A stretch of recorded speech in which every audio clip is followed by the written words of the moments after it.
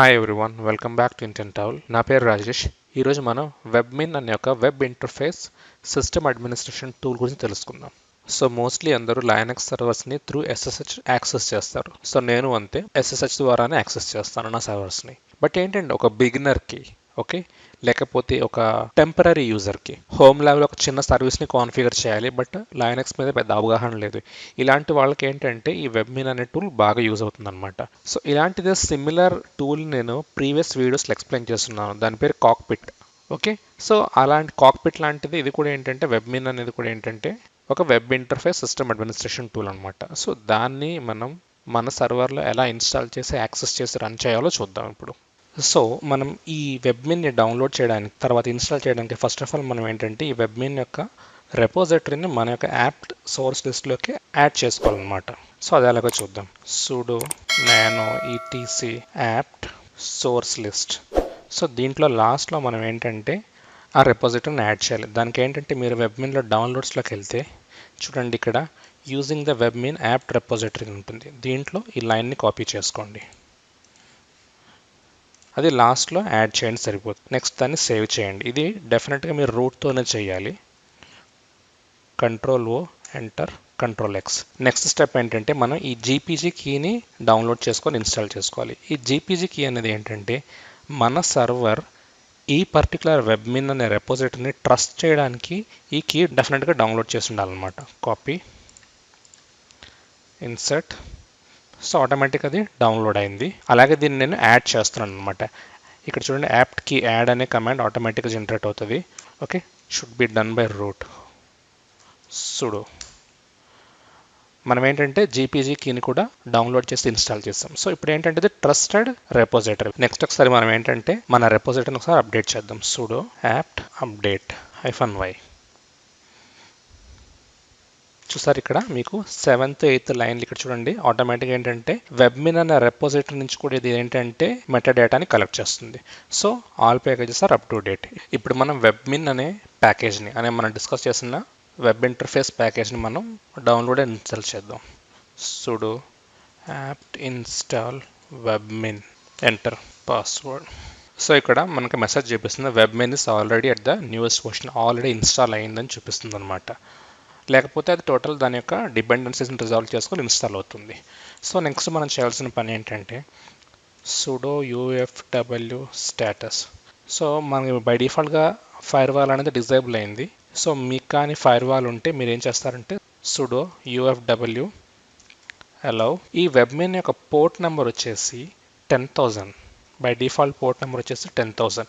So ఈ port నెంబర్ని మీరు అలౌ చేయాలన్నమాట. అప్పుడు మాత్రమే ఇది మనం అక్రాస్ ద నెట్వర్క్ ఎక్కడి నుంచి అయినా మనం యాక్సెస్ చేయొచ్చు. సో ఈ కమాండ్ యూస్ చేస్తే ఆటోమేటిక్గా ఏంటంటే యూఎఫ్డబ్ల్యూ ఫైర్ వాల్లో ఈ పోర్ట్ నెంబర్ అలౌ అవుతుంది అనమాట. అలా కాదు మీరు యూస్ చేసేది రెడ్ హ్యాట్ అయితే fire wall cmd add port number ఏదైతే ఉందో అది 10,000 బై దీని యొక్క వెబ్మిన్ యొక్క పోర్ట్ నెంబర్ -పర్మనెంట్. మీరు యూస్ చేసేది ఫైర్ వాల్ డి అనే ఫైర్ వాల్ అయితే ఈ కమాండ్ యూస్ చేయండి. యూఎఫ్డబ్ల్యూ అయితే బిఫోర్ చెప్పింది యూస్ చేస్తే ఆటోమేటిక్గా దానికి ఎగ్జంప్షన్ క్రియేట్ అవుతుంది అనమాట. సో ఇప్పుడు మనం ఏంటంటే ఒక వెబ్ బ్రౌజర్ ఓపెన్ చేసి దాంట్లో దీన్ని యాక్సెస్ చేసి చూద్దాం. సో వెబ్ బ్రౌజర్ ఓపెన్ చేసి https://192.168.1.103 పోర్ట్ నెంబర్ 10,000. సో ఇది HTTPS యూజ్ చేస్తుంది కాబట్టి ఈ ఎర్రర్ వస్తుంది అనమాట, your connection is not private అని. జస్ట్ అడ్వాన్స్డ్లోకి వెళ్ళి proceed to unsafe web network అంటే ఆటోమేటిక్గా మనకి మన వెబ్మిన్ యొక్క లాగిన్ పేజ్ ఓపెన్ అవుతుంది. సో మనం ఇప్పుడు ఏంటంటే మన డిజైర్డ్ యూజర్తో మనం లాగిన్ అవ్వచ్చు. ఇక్కడ నేను రూట్తో లాగిన్ అవుతున్నాను.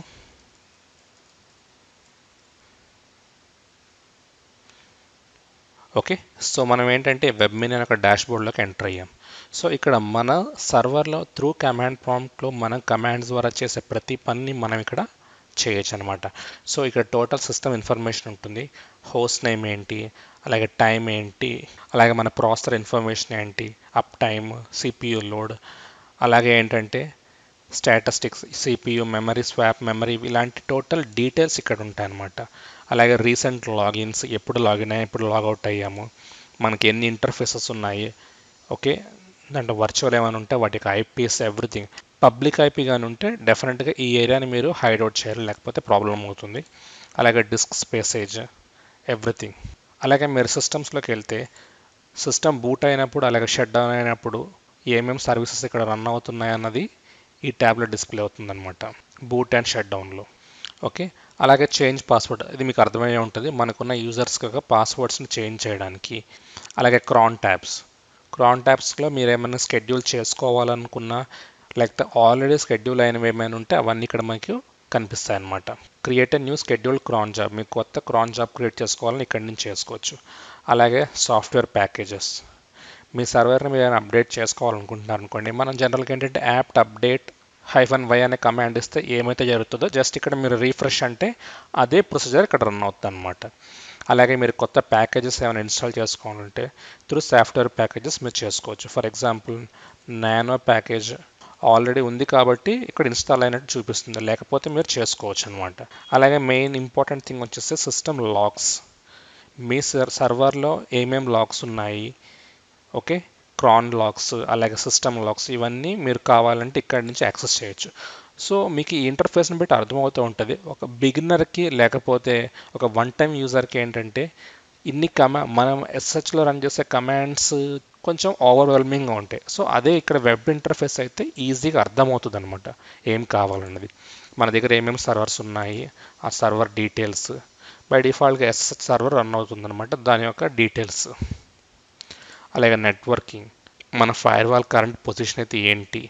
సో ఇదే సర్వర్లో డాకర్ రన్ చేస్తున్నాం కాబట్టి దాని యొక్క కండిషన్స్ ఇక్కడ మీకు కనిపిస్తున్నాయి. అలాగే నెట్వర్క్ కాన్ఫిగరేషన్, స్టాటిక్ ఐపీస్ని లేకపోతే బ్రిడ్జెస్ని అన్నిటిని మనం కాన్ఫిగర్ చేసుకోవచ్చు. సో అలా కాదు, మీకు డెఫినెట్గా మీకు టెర్మినలే కావాలి, ఇన్ కేస్ ఏమైనా కావాలనుకుంటే టెర్మినల్ ద్వారా కూడా ఇక్కడ మీరు రన్ చేసుకోవచ్చు అనమాట. ఓకే, మనకి ఏమేమి ఐపీస్ ఉన్నాయి, ఇక్కడ నేను కొన్ని డాకర్ కంటైనర్స్ రన్ చేస్తున్నాను కాబట్టి వాటి యొక్క ఐపీస్ కూడా ఇక్కడ డిస్ప్లే చేస్తుంది. మనకి మెయిన్ ఐపీ ఏదైతే ఉందో ఇక్కడ కనిపిస్తుంది చూడండి, 103. ఓకే, ఇలా మనం వెబ్మిన్ని యూస్ చేసుకొని సర్వీసెస్ని స్టార్ట్ చేయొచ్చు, స్టాప్ చేయొచ్చు, కొత్త సర్వీసెస్ని ఇన్స్టాల్ చేసుకోవాలని ఇక్కడి నుంచి మీరు చేసుకోవచ్చు అనమాట. సో అందరికీ వెబ్మిన్ అనే web based user interface for administration అర్థమైంది అనుకుంటున్నాను. సో కాన్సెప్ట్ నచ్చితే మీరు లైక్ చేయండి, షేర్ చేయండి. అలాగే మోస్ట్ ఆఫ్ ద పీపుల్ నా వీడియోస్ చూసేవాళ్ళు సబ్స్క్రైబ్ చేయట్లేదు, సబ్స్క్రైబ్ చేస్తే నాకు హెల్ప్ఫుల్గా ఉంటుంది. Thank you.